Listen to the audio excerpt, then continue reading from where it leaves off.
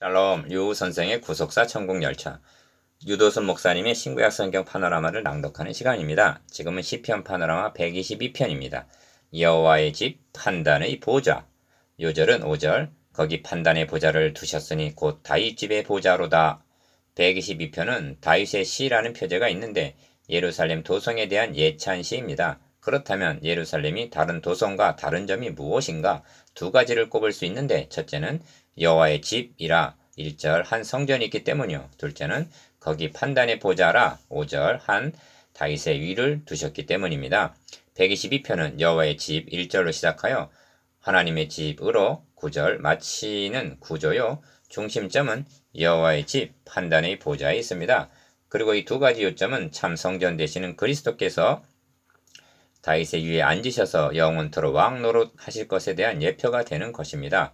도표를 보시면 이를 중심으로 여호와의 집에 올라가는 기쁨 첫째 단원을 말하고 거가 판단의 보좌가 있다. 거기에 판단의 보좌가 있다. 둘째 단원 예찬하고 성 안에는 평강이 있다. 셋째 단원 말씀합니다.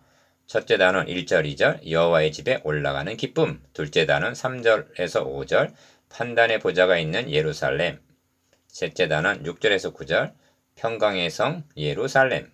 첫째 단원 1절 2절 예루살렘에 올라가는 기쁨. 1.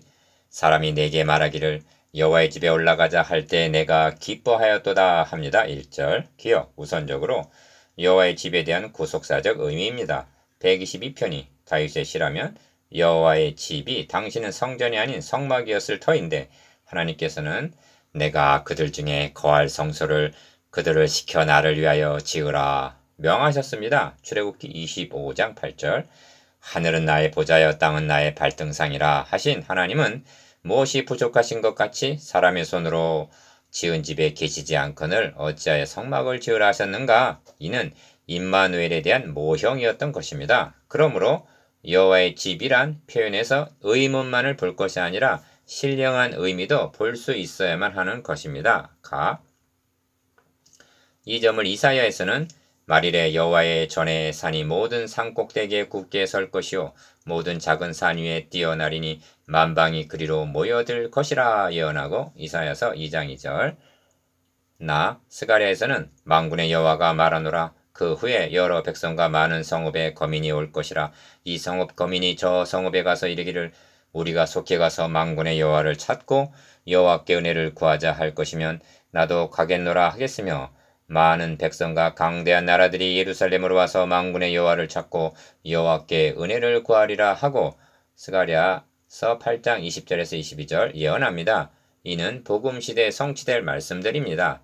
그러므로 이제는 예수 그리스도의 구속으로 말미암아 너로 하나님의 집에서 어떻게 행하여야 할 것을 알게 하려 함이니 한 디모데전서 3장 15절 교회가 하나님의 집인 것입니다. 니은 여러분은 예배자가 하나님께 나아갈 때 최우선으로 갖추어야 할 점이 무엇인지 아십니까? 여호와의 집에 올라가자 할 때 내가 기뻐하였도다 한 1절 기쁨입니다. 여호와를 기뻐하라 합니다. 37편 4절 이 날은 우리 주의 성일이니 근심하지 말라 여호와를 기뻐하는 것이 너희의 힘이니라 합니다. 느헤미야서 8장 10절 온 땅이여 여호와께 즐거이 부를지어다 기쁨으로 여호와를 섬기며 노래하면서 그 앞에 나아갈지어다. 100편 1절 2절 디귿 예루살렘아 우리 발이 너의 성문 안에 섰도다 합니다. 2절 드디어 성문 안에 이른 것입니다. 그리고 눈을 들어 성을 둘러보았을 것입니다. 둘째 단원 3절에서 5절 판단의 보좌가 있는 예루살렘 2 예루살렘아 너는 조밀한 성읍과 같이 건설되었도다 합니다. 3절 기억 문자적인 의미는 빽빽하게 건설되었다는 뜻이 있지만 조밀한 성읍과 같이 건설되었다는 표현은 무계획적이 아닌 치밀한 계획에 의하여 건설되었음을 가리킵니다. 구속사의 맥락에서는 건설이라는 주제가 중요한데 사탄은 파괴하나 하나님은 이를 다시 건설하시는 것이 구원 계획이기 때문입니다. 이 점을 102편에서는 대저 여호와께서 시온을 건설하시고 그 영광 중에 나타나셨습니다. 이 일이 장래 세대를 위하여 기록되리니 창조함을 받을 백성이 여호와를 찬송하리로다 합니다. 102편 16절 18절 하나님의 건설 계획은 조밀하게 즉 한 채 오차도 없이 계획하신 대로 건설이 되어 나가고 있는 것입니다. 니은 지파들 곧 여호와의 지파들이 여호와의 이름에 감사하려고 이스라엘의 전례대로 그리로 올라가는도다 합니다. 4절 전례대로라는 말은 하나님께서 너희 중 모든 남자는 1년 3차 곧 무교절, 유월절과 칠칠절, 오순절과 초막절에 너희 하나님 여호와의 택하신 곳에서 여호와께 보이라 하신 신명기 16장 16절 말씀을 의미하는 것일 겁니다. 디귿 여호와의 지파들은 예루살렘에서 멀리 떨어져 있다 하여도 1년 3차 여호와의 택하신 곳으로 와서 절기를 지켜야만 했던 것입니다. 이는 자기 백성들을 괴롭히기 위해서가 아니라 도리어 복을 주시기 위해서였던 것입니다. 그 의도가 3대 절기에 함축이 되어 있습니다. 유월절이 그리스도의 구속으로 성취가 되고 오순절이 성령 강림으로 성취가 되고 이제 하나 남은 초막절은 그리스도의 재림으로 광야 생활을 청산하고 약속의 땅에 입성하게 될 것에 대한 예표로 주어진 것입니다. 그래서 여호와의 이름에 감사하려고 이스라엘의 전례대로 그리로 올라가는도다 하는 것입니다. 4절 3. 거기 판단의 보좌를 두셨으니 곧 다윗 집의 보좌로다 합니다. 5절 기억 다윗 집의 보좌란 하나님께서 다윗에게 세워지신 왕위를 가리킵니다. 그런데 어찌하여 판단의 보좌라 하는가? 왕은 나라를 공의로 다스려야 하기 때문입니다. 판단의 보좌에 지금 누가 앉아 있는가? 다윗입니다. 그러나 그는 예표의 인물일 뿐 인자가 자기 영광으로 모든 전사와 함께 올 때 자기 영광의 보좌에 앉으리니 모든 민족을 그 앞에 모으고 각각 분별하기를 목자가 양과 염소를 분별하는 것 같이 하리니 하시게 될 것입니다. 마태복음 25장 31절 32절 셋째 단원 6절에서 9절 평강의 성 예루살렘 4.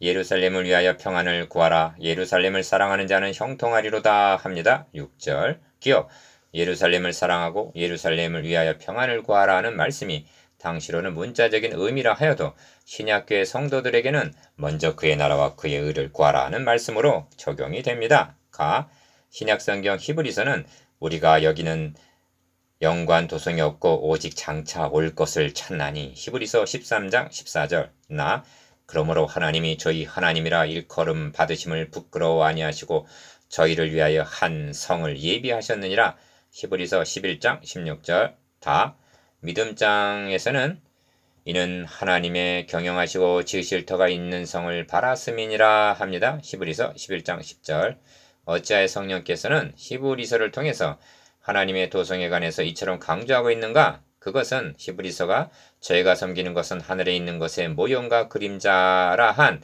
히브리서 8장 5절 모형론을 다루고 있기 때문입니다. 니은 너의 성 안에는 평강이 있고 너의 공중에는 형통이 있을지어다 하고 7절 3번이나 평강을 말씀합니다.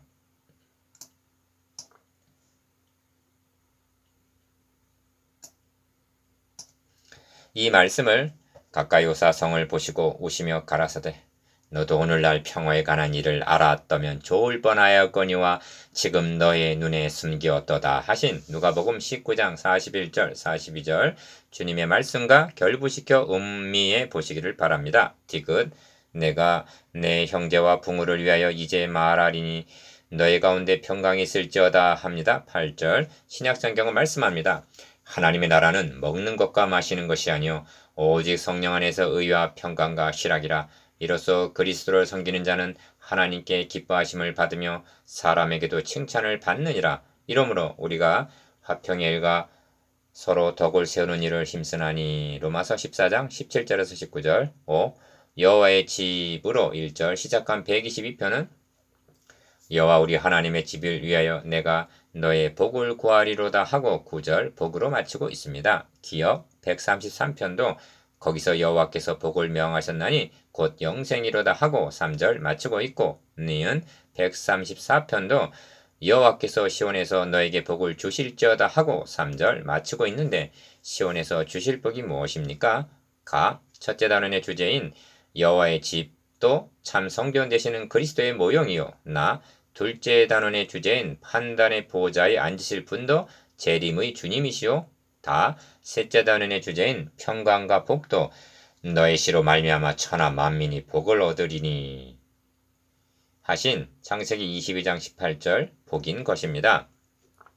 122편도 궁극적으로는 그리스도의 초림으로 개막이 되어 재림으로 완성이 될 하나님의 나라를 전망하는 말씀입니다. 이것이 여호와의 집 판단의 보좌입니다. 적용.